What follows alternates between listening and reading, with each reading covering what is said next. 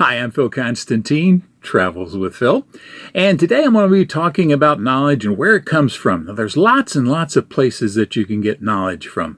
Libraries, books, conversations with people, seminars, personal experience, the internet, search engines, websites, all kinds of places out there. And I just really appreciate this accumulation of knowledge. I like facts and figures because that way it's easier to prove something. Now, that doesn't always mean that, facts and figures are going to prove everything, because, obviously, if it's an emotional thing, facts and figures have nothing to do with it.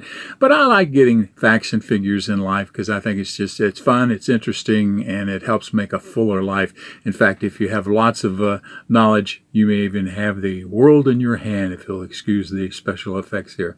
Now, personally, I have lots of books, as you can see by this video here from just around the front part of my house. These are just the hardback books that I have that I've collected over my 69 some odd years. In fact, there was even a baby book in there, so it's almost the entire 69 years.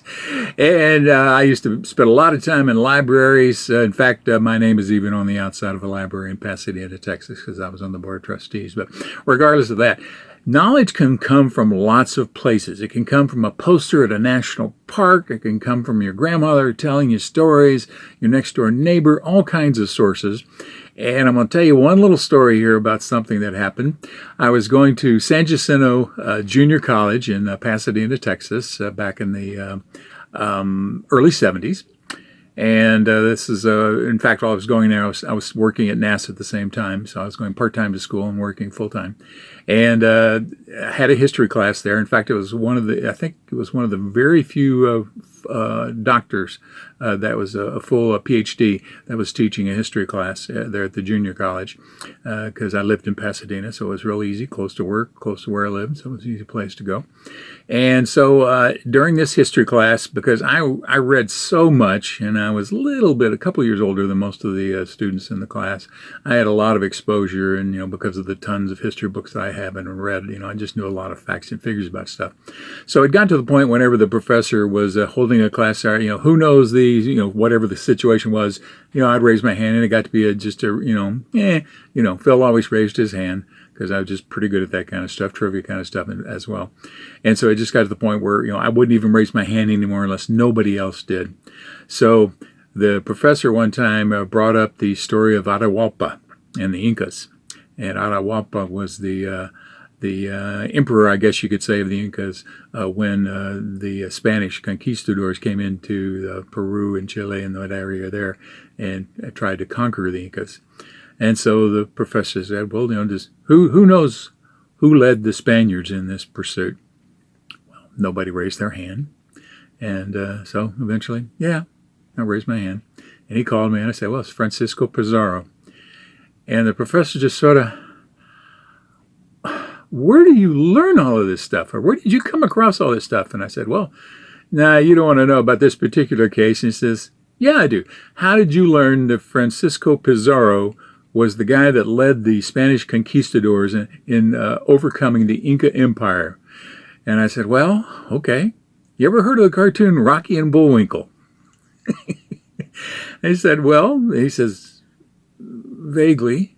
I said, well, during that cartoon series, which is known for being corny, so am I, by the way, and but in that series, they had a segment called Peabody's Improbable History.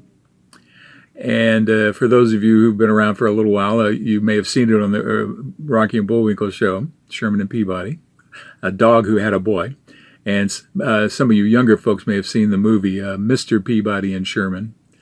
And but in any case, each week or whenever the show aired, and this was in the early 60s, very early 60s, each week when the show aired, they would do another trip back into history on the dog's Wayback Machine, because the dog was an incredible genius, and he created a time machine. So he would take his adopted son back in history and teach him about history.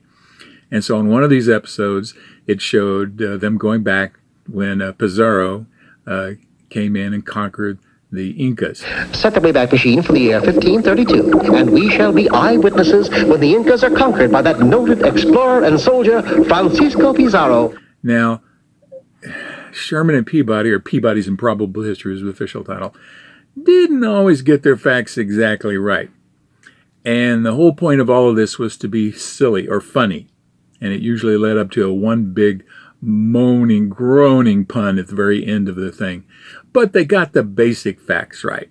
And in this case, this is where I remembered learning about Francisco Pizarro being the guy that led the Spanish conquistadors in conquering the Incas. So the professor, after hearing the story, says, okay, I won't ask again. But my point in all of this is to say that you can gain knowledge from lots and lots of sources. Now, including in this particular case, you do need to check out the facts that are presented as facts to you, because this particular story got some of the basic facts wrong, because they said, well, the Incas couldn't attack the Spaniards very well because when they threw their spears at them, they wouldn't travel very fast through the rare air. No, that's not the case. But the basic fact was correct. So you can get knowledge from almost anywhere, including people who don't know what they're talking about and tell you wrong stuff, but at least may spark a little bit of, maybe I should look into this so I know what the actual facts are. But again, you can get knowledge from just about anywhere in the world if you decide to do it.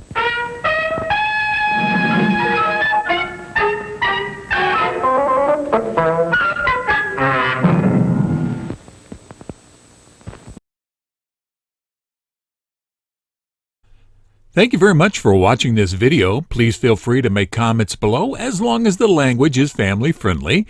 And if you like this video, please click on the thumbs up button below.